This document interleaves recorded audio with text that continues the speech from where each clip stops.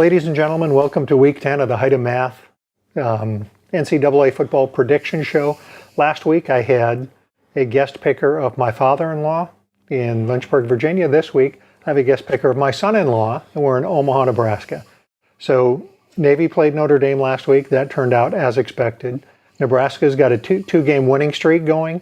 So let's go ahead and go through the predictions for this week. First, number 1 Alabama is playing number 4 LSU. I predict LSU is going to fold like a taco and Alabama is going to win by 14, controlling the whole game. What do you think, Jake? Yeah, Alabama has 4 receivers averaging over 20 yards per reception. LSU has one averaging a mere 15 yards per reception. That'll be the difference. The Alabama offense is so high-powered. I just don't think LSU can keep up. I like Alabama by 14. Okay, next game, Nebraska at Ohio State. Ohio State's ranked number 8. I predict this will be the end of Nebraska's winning streak of 2 in a row, and I don't even know how much Ohio State's going to win by, but it's going to be a lot. The next game is Nebraska at Ohio State. I predict the Nebraska winning streak will come to an end, and Ohio State will win handily by 3 touchdowns.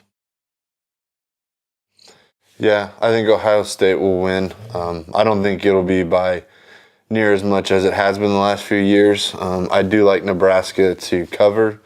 I think it's an 18-point spread right now. But I just think there's something going on with Ohio State defensively and in their locker room that makes me question where they're at right now. But I still think Ohio State's going to play Alabama in the national championship, so we've got a little bit of a disagreement. Obviously, he has more football knowledge than me. I'm dealing with emotion, and I'm sticking with that. Next game, game number 3. Air Force is playing at Army. Army has to win because I do not want the Commander-in-Chief's trophy to go to the Mountain Time Zone. Again, I want it to stay in the Eastern Time Zone. And Army's having a great season. I've said it before. I'll say it again. Not looking forward to that second Saturday in December. But I think Army will control this game beginning to end, and they'll win. Yeah, Jeff Monken's really turned Army around, and they're playing some really good ball. I think the first team to 5 completions wins the game, and that'll be. Do you think there will be 5 completions in the game? Right. I do think Army will win, and I think they will win by a pretty wide margin, couple scores, which, with the type of game it's going to be, a couple scores is going to be a lot. Okay, we're halfway done. Game 4, number 19, Ohio playing Purdue. Ohio is 6-2, Purdue is 4-4. I think Purdue is the most underrated 4-4 team out there. I think Purdue is going to carry this, even though Iowa's ranked and Purdue is not. I think it's going to be close, but I think Purdue carries the day. Unfortunately, for those of you that are Iowa fans, I apologize. Yeah, this will be an interesting game. I think it'll be very physical for both teams. Purdue started out really slow, but they've really hit their stride the last few weeks.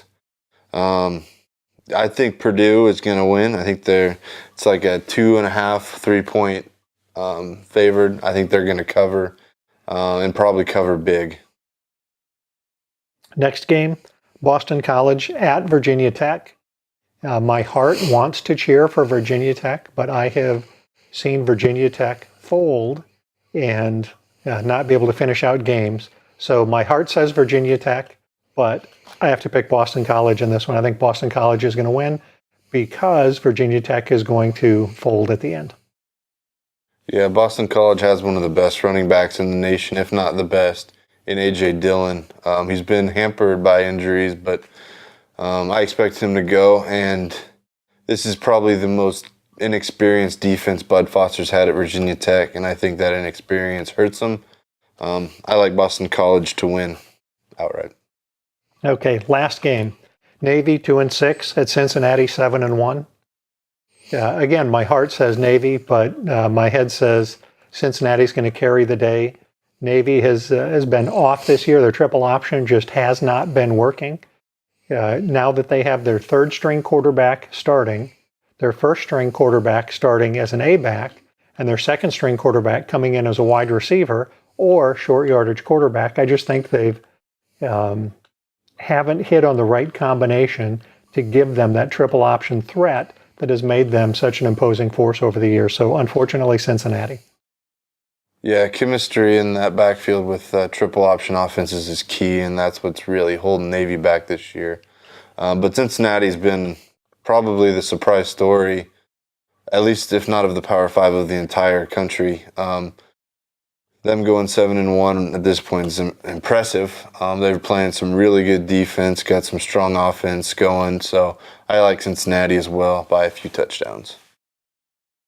So, ladies and gentlemen, that's the end of Week 10. I hope to have a guest picker next week. I don't have one lined up yet. If you want to volunteer, let me know.